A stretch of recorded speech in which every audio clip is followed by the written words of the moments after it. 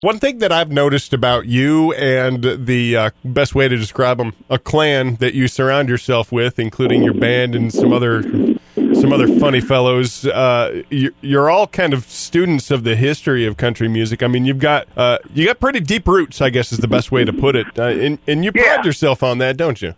I do. You know, I think a lot of people these days don't know enough about where it really came from, you know. Mm-hmm. And God bless Robert Earl. I love him to death, and he's always been kind to me. But it didn't start with Robert Earl Keen, you know. These kids think it did, and it just didn't. You know, it goes way further back than that. There's lots and lots of real good old country music that's out there that people hadn't heard, you know. So sometimes we'll go back and find one and redo it and put it out there. And I think it's important that people go back and study a little bit of why we're all here doing what we're doing, you know what I mean? Yeah. Start pulling on a thread and see how much of the sweater comes off. Huh? Yes, exactly, you know, and then, you know, there's all kinds of good stuff. That early ZZ Top stuff and Stevie Ray, and I mean, you can go in any direction and find old Delbert stuff, you know, and it's just, I've always been one that I always thought there's two kinds of music. There's good music and bad music, and most of what come out of Texas for the last 150 years has been good, you know. So a lot of this new stuff I don't understand, but that's not for me to understand, I guess. So I'm happy with what I'm happy with, you know. And not a bad streak, 150 years, huh?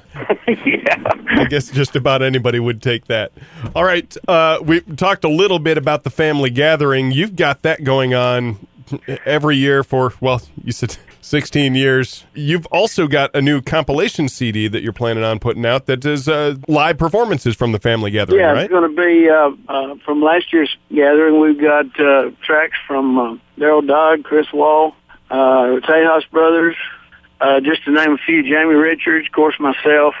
Well, I think we've got 10 or 12 really good live tracks at 1100 Springs, one of them. Mm-hmm.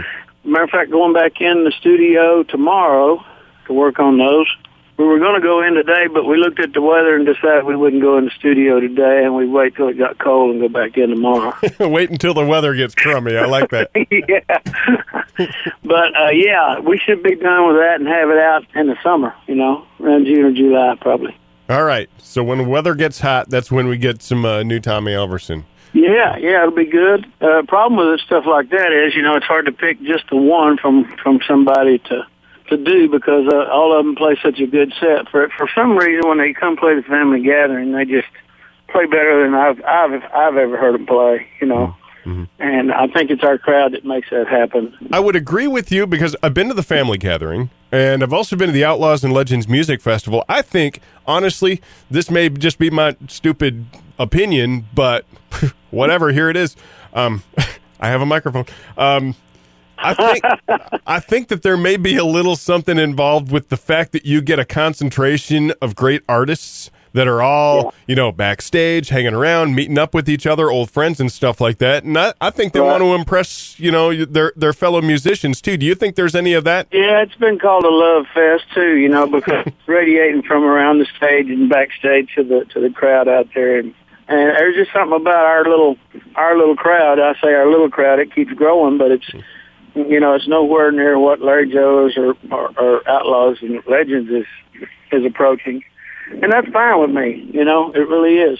It's just a really, really good concentrated crowd, and they're there for the music. That's why we keep doing it, man. Awesome. Yeah, don't stop, ever. Even if you let somebody else handle all the pain in the neck parts, just keep on doing it. Well, I do that just about anyway, you know. I pretty much wrangle the bands in and out, and that's about all I do. All right. Well, Tommy Alverson, I appreciate you taking some time today. Congratulations on the new family. We look forward to the new music and safe travels here into Abilene. And as we get on through into the summer, I hope to be able to catch up with you some more and talk about the new compilation and talk about the family gathering coming up in, I'm assuming, October, right? Yeah, definitely. First weekend in October every year. All right. We'll be looking forward to that as well. In the meantime, we'll see you at Outlaws and Legends. Safe travels into town, sir. Thank you, Dave.